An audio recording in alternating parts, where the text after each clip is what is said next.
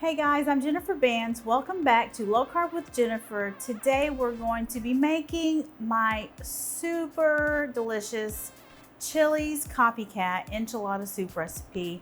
I don't know if you've had this soup at Chili's before. It is so good. And I'm actually going to make a double batch because I want lots of leftovers. So let's get started.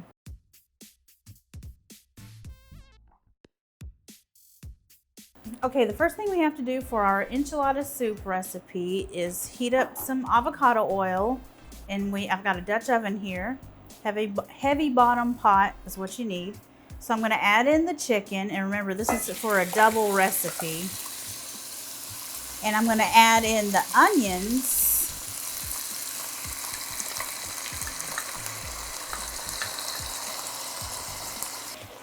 Give that a little stir. I'm also going to add in the cumin, the chili powder, and the minced garlic. So I'm all about shortcuts, and that was frozen onion that was already minced, and that was already diced or whatever, minced garlic from the grocery store. I love shortcuts. So we just want to cook this chicken through and get our onions softened. And that should take, I don't know, about 8 minutes or so. So we're just gonna let this cook for about 8 minutes, and then we're going to finish this soup off. Okay, our chicken is cooked through. So now we can add in the enchilada sauce.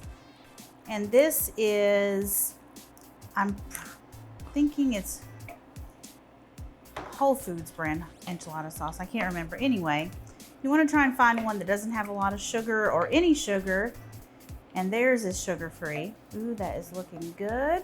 We're going to add in chicken broth, and this is a double serving, so this looks like a lot of soup, but this is a double serving. So I'm going to turn this up because I want it to boil, and I'm also going to add in some xanthan gum because that is how we're going to thicken this soup. The way it is thickened with traditionally is with masa, which is corn flour, and we don't want to use that. And they also use Velveeta, you know, processed cheese. And I don't have anything against that, but we just don't use that. Okay, so I'm going to bring this to a boil. I'm going to get this xanthan gum worked in, and this will be ready to eat. Okay, our soup is nice and thick. I'm going to taste it for some seasoning. Let's see. Super hot.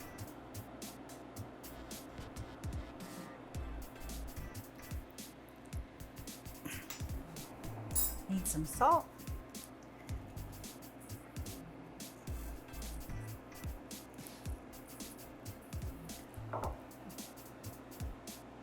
This is ready to serve up. Got a bowl here. So what we're gonna do is we're gonna ladle this into bowls, and then we're gonna top it with lots of cheese.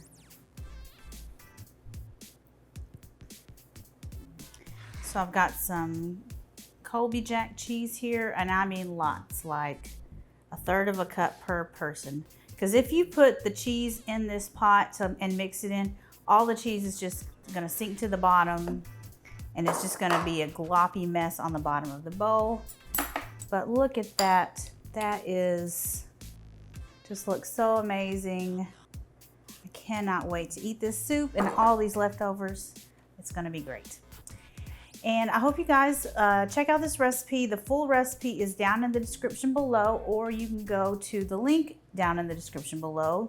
Click that and you can go and print the recipe and let me know in the comments how much you love it. Make sure you make a double batch so you'll have lots of leftovers, and you're gonna need it this fall and this winter when it's getting cold outside, even though it kind of doesn't feel like it where I'm at right now.